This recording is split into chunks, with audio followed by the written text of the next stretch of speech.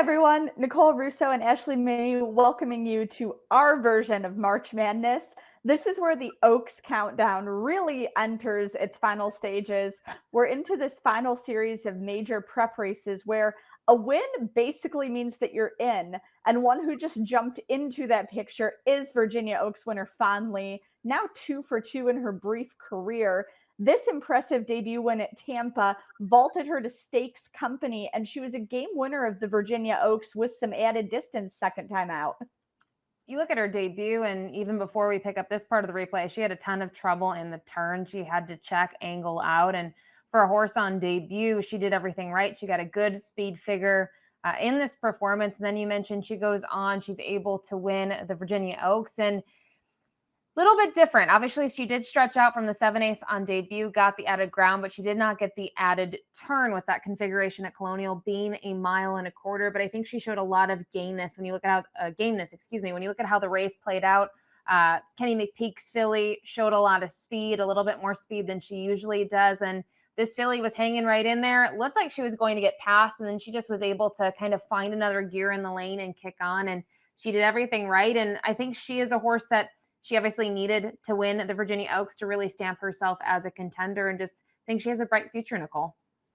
Absolutely. I mean, the pro with her would be that she would seem to have a lot of upside. This is a horse who's still learning. You saw her change leads a little bit later in the stretch there in her debut. She's bred to continue appreciating added distance.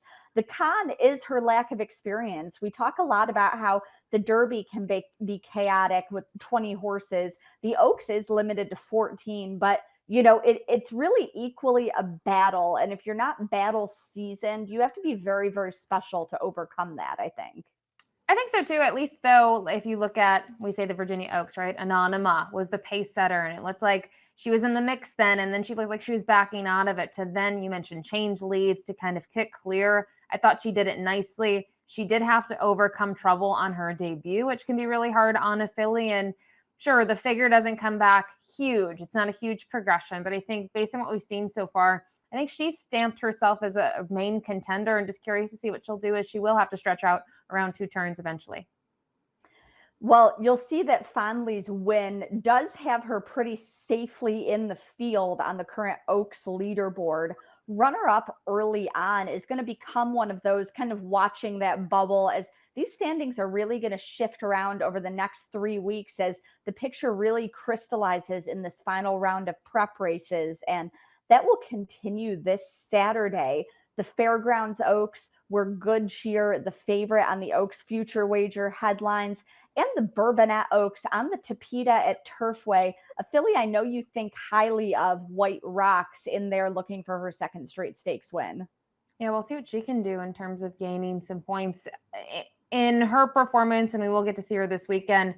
She has a big field, and we kind of look at the Bourbonette Oaks. I think the big thing is going to be the surface. That's not what they race on in the Kentucky Oaks. So it's drawn a big field. There's a couple of also eligibles. Those sorts of types will try to get the points in here. There are even horses that don't have many points, or they're not in the top 16, like we're showing here, Nicole, that they could step up. They ran well enough last time out that they could project themselves into a better place. But other than kind of looking at this leaderboard right now, not a ton of movement, but Fawn Lee obviously has caught some attention and now has those 50 points, as you mentioned, which to me locks her in the Kentucky Oaks if she wants to go. I think the big thing when we kind of compare the Oaks to the Derby in terms of the leaderboard, some years it doesn't really take many points to get into the Kentucky Oaks. You'll have fillies here that they decide to go a different path. They don't really want to go the distance. They don't want to go 2 turns at Churchill, and they will regroup for other spots, whether that be maybe on the undercard, or they'll look to even the Black-Eyed Susan. I think that'll be a case with a couple of the fillies. So wouldn't be surprised if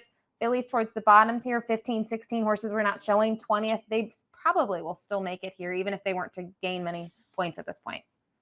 Yeah, that's a very good point. We talk all the time about Derby fever with the 3-year-old boys. Sometimes it doesn't play out that way necessarily with the Oaks horses. You might see a filly coming out of the Bourbonette choosing to target a race like, the Edgewood on the turf. You might see a filly who's, where her connections think she's a little bit of a cut below, going to a grade 2, like the Black Eyed Susan. You might see fillies that want to run a little bit shorter, picking out the 8 bells on the Oaks undercard. There are a lot of options for these fillies, and, we're really watching them develop.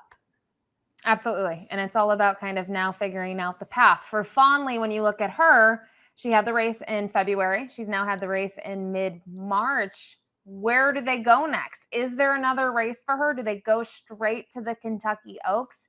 I think that could be a big possibility with her. It just depends how quick you want to bring her back. Where do you bring her back? A lot of horses on this list will be eyeing either towards the end of the month. We could see them at Arkansas at Hot Springs, or we could see them at Keeneland. And then it's all about the timing. We've talked about that. The timing is probably the biggest piece of this, Nicole, is trying to figure out where you're going to go, how many points you want to get along the way. Do you need points? And then just trying to figure out your path.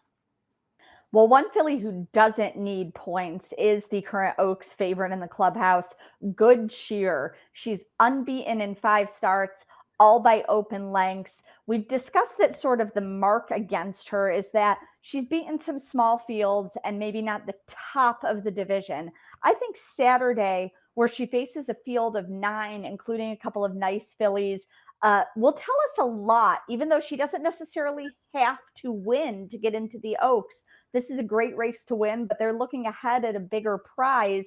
And I think that's something that we've got to keep in mind with a lot of these horses that we've discussed a little bit through the prep season. Yes, these preps are great races to win, but they're building toward bigger goals.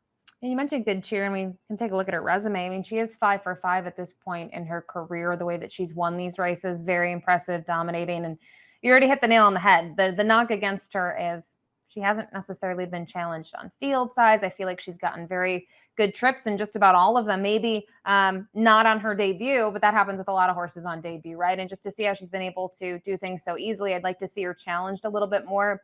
It is a field of 9, but 2 fillies are cross-entered elsewhere, one earlier on the program on Saturday, and that's the Louisiana-bred filly Secret Faith. And then you also can look at Bless the Broken Road, who's cross-entered in the Bourbonette Oaks. So I don't know. There's the potential she doesn't have a huge field going against her. She might only have potentially 6 other rivals, Nicole. And I guess my concern in here again on paper, there are a couple of other very talented fillies. I think she'll face the likes of Her Laugh. She will see Gowell's Delight. I just wonder in terms of trip, does she get the perfect setup once again, looking at how the race kind of folds up on paper? We'll have to see. Absolutely. And, you mentioned the fillies who are cross-centered. I think, the fillies we're still left with. You mentioned Her Laugh, Gowell's Delight. You have grade 1 place Quick Kick. You have the exciting Ahava, the half to grade 1 winner Vava. I think there are still some nice fillies left in here. Good Cheer is set up very well to get, a nice trip, a nice performance. And, then where does that leave us moving ahead to that potential 14 horse Kentucky Oaks? I think there's a lot we're going to find out this weekend about some of these horses. Absolutely. And with the Fairgrounds Oaks, you can see 100 points to the winner, the Bourbonette Oaks. We've talked about the other race, 50 points. We'll be doing a preview for each of these in terms of a stakes preview, and a lot of interesting talking points. I mean, there are very good fillies outside of Good Cheer in the Fairgrounds Oaks. The Bourbonette Oaks, we've talked about, it's a big field. It's kind of an overflowed field in there. Just so many horses want to enter that spot. And a couple of them will try to just get themselves points to this point. Some of them don't have any points at all. Yeah, and you mentioned that, a win or a second in the Fairgrounds Oaks would put you right in the race. A win in the Bourbonette would put you right in the race. And, that's for fillies who have no points. So we could have some brand new names to talk about next week. As you said, we're going to delve more deeply into all of the fillies in these races in our racing previews this week for DRFTV. And next week, we will bring it all together for you as March Madness continues here on the Oaks Countdown.